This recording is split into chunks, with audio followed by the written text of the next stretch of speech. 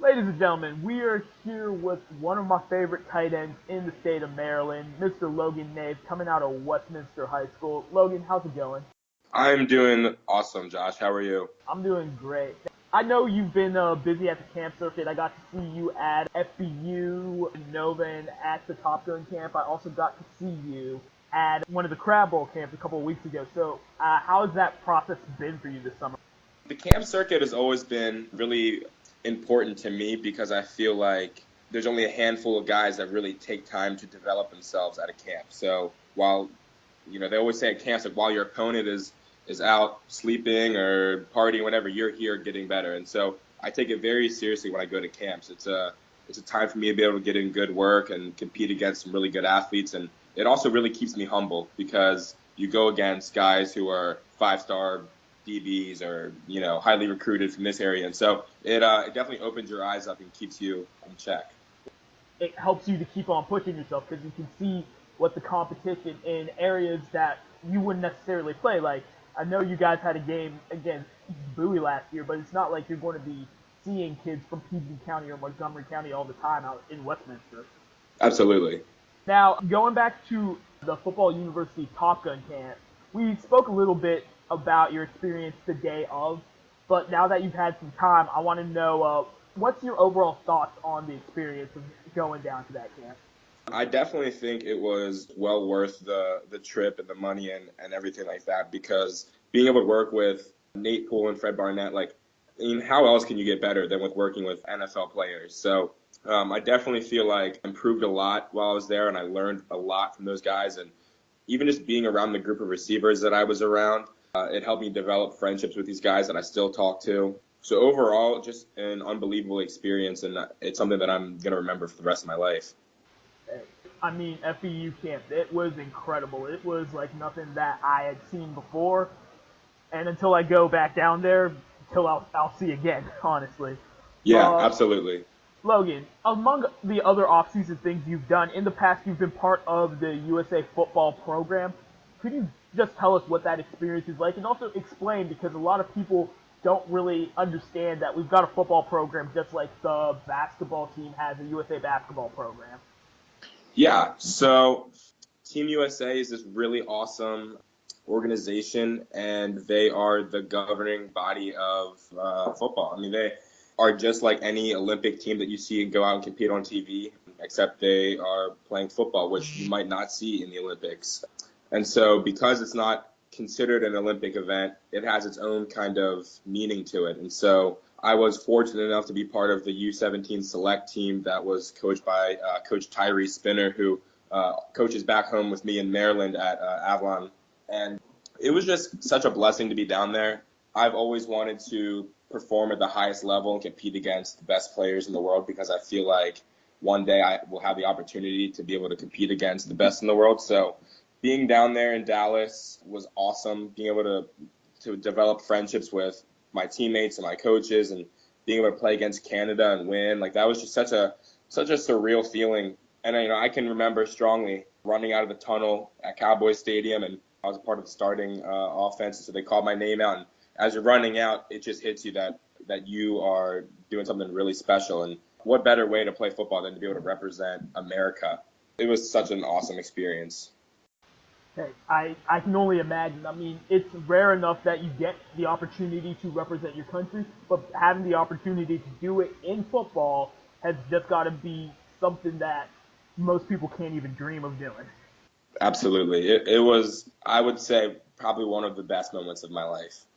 Now, shifting over to your local team, the Westminster Owls, as a senior on the team, how are you looking to take more of a leadership role? I just want to be that guy that people feel comfortable coming to with anything. I want to be that guy that everybody kind of looks up to. I've been blessed to be a part of our varsity team since I was a freshman. So I think I've gotten to the point where I really just want to be able to help our coaching staff out as much as I can because I've been in this program for so long that I understand what they need and what they want and what they expect from us as a team. So any way that I can help them out and help out the younger guys or anything like that, that means more to me than anything. Now, Obviously, we talked about the camp circuit, and you've obviously been putting in the work. So, real quick, what part of your game do you feel has improved the most this offseason? I think just my overall route running has gotten tremendously better. I spent a lot of time going back and breaking down film from last year and watching my routes, and I definitely feel like after this summer where I've been able to go to camps, I feel like that's definitely the biggest part that has improved my game. I feel like a lot of my routes are a lot more cleaner now, and it's difficult because me being a bigger guy and not the fastest guy out there, I really need to rely on my routes to get me open. And so that was my number one goal going into the summer, is to come away with better route running. Hey, and I've seen it. Just looking from the film of you towards the end of last season to when I saw you at FBU Top Gun, I can see the difference already. It has improved a significant amount. Thank you. Now, your team is coming off of a 6-4 season last year. What are your expectations for the Westminster Owls this season, and also your personal expectations for the year? I've always been that guy that team comes first. So this season, to me, will be successful when we win the state championship. And I've been in the weight room with my team. I've been practicing with my team outside of football, and I'm really liking the way we're looking. And so with all the talent that we have on our team, and we have some tremendous football players on my team. I mean, it's ridiculous. So the state championship is our top priority right now. And, Carroll County as a whole has never won a football state championship. So for my team to be able to bring one home, that'll be, the highlight of my high school career. Yeah, I mean, hey, they might make a statue for you guys if you do that. I would hope so. And for myself, I've been around Westminster a long time, and Westminster has produced tremendous football players. And one in particular, his name's Garrett Bean. He was a receiver back in 2012 when Westminster had a really successful season. And Garrett set a record for most receiving touchdowns in a game that still holds. That's 5 in a game. So for me personally, if I can break his record and have my name written in the book somewhere, that would be more than anything that I could ask for a season. I love just how you're looking at the standard that's been set and seeing how you can lift that standard up. Absolutely.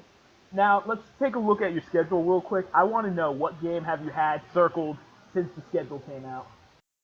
Our schedule it's tough. I'll never take a schedule lightly, and people can call my team soft for coming back to Carroll County and whatever, and that'll be that because we had to play them, But one game in particular that has really been on my mind is when we play Century High School Week 6. Century is home to one of the best linebackers in the state. His name's Jake Snyder, and he is a tremendous athlete and an even better football player. He's one of my really good buddies, so I love him and I's competitive friendship that we have. But make no mistake that Week 6, Jake and I are coming after each other. I truly believe he's one of the best players in the state, so, I don't prepare for him the same way I would prepare for anybody else. That's a different kind of athlete that I'm going against. I just love how you are talking about the level of respect you have for his game, and that's why that's the game you're making. You're going to bring it for sure. And that's going to be on October 6th at 7 p.m. at Westminster High School. Who in the college or pro game would you say you model your game after the most? I definitely need to go with the pros on this one.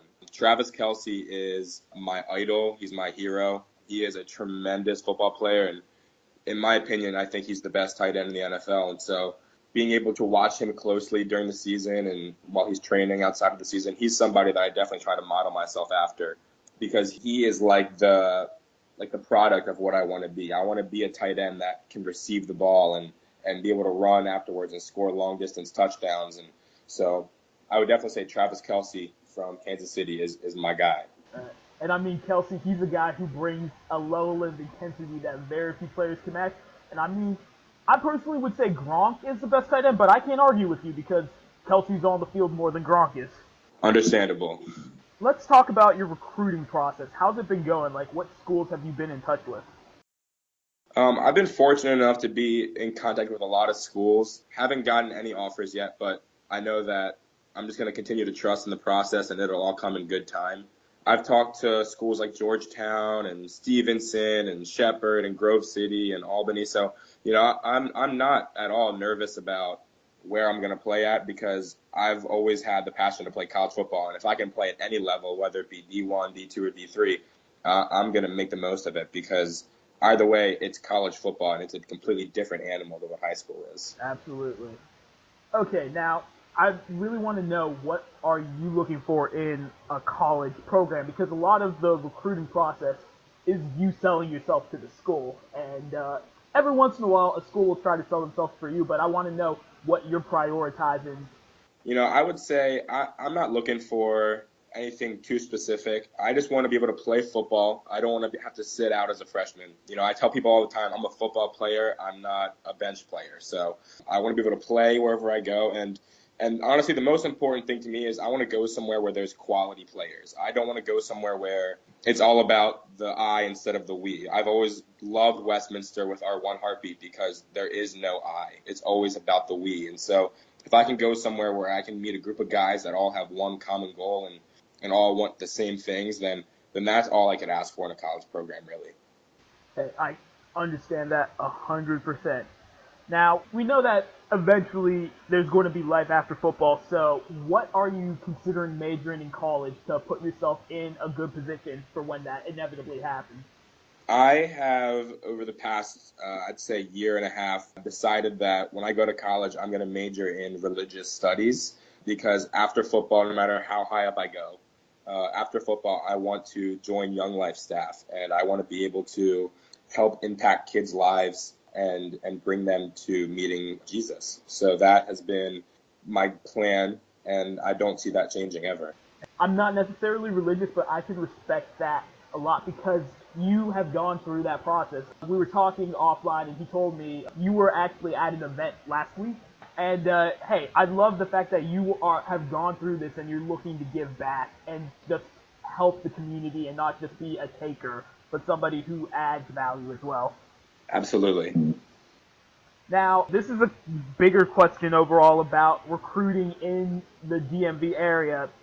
I know you've definitely heard about the movement. For those unfamiliar, it is the concerted push by the University of Maryland to keep the local talent at home. So I just want to know, what are your thoughts on that, Logan?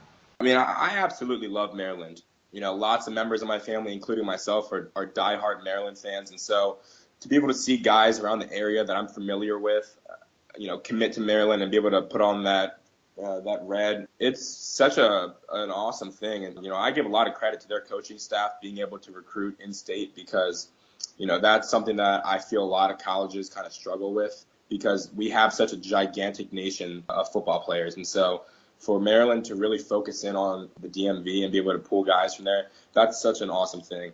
I would love to play at Maryland, and I know I can say that for just about everybody that's in the state of Maryland. Maryland is such a different kind of college program, and it's one that I think anybody would be blessed to play for.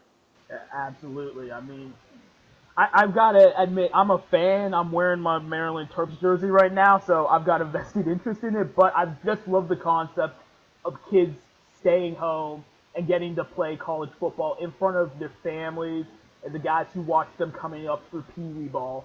That's the thing about us going to college and playing. Like, if we go somewhere further away, that's the less and less amount of time we get to spend with our families and our friends. And so, kudos to Maryland for being able to keep families together and allow us as student athletes to play where we grew up.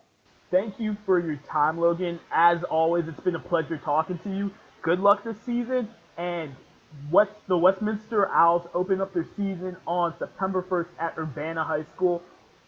Kickoff is scheduled for 7 p.m. Yes, thank you so much, Josh. I really appreciate it. Pleasure was all mine.